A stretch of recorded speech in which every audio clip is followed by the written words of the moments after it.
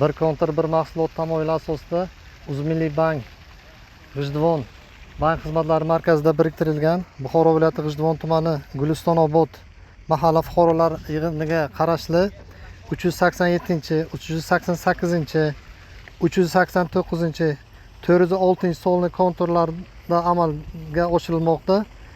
Bu yerlarda pomidor ko'chati qurilgan. Jami 10 gektar maydonda, maydonning uzunligi 500 metr, bo'yi 200 metrni tashkil etadi. Bu yerda ekinlar zamonaviy usullar bilan parvarishlanmoqda. Hozirda ekinlar gullash holatida. Ekinlarni yetishtirish 40-60 kun davom etadi. Yetishtirish jarayonida sug'oriladi, tabiiy va mineral o'g'itlar bilan oziqlantiriladi. Ushbu loyihada 22 ta dehqon xo'jaliklari biriktirilgan. Har bir dehqon xo'jaliklari uchun o'rtacha 45 gektar yer maydonlari to'g'ri keladi.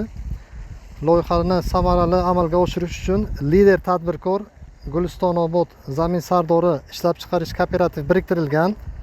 Mazkur ekinlar yig'ishtirib olingandan so'ng ikkinchi ekinda ham yuqori daromadli ekin turi ekish orqali yer egalarining daromadlari yanada oshirilib boriladi.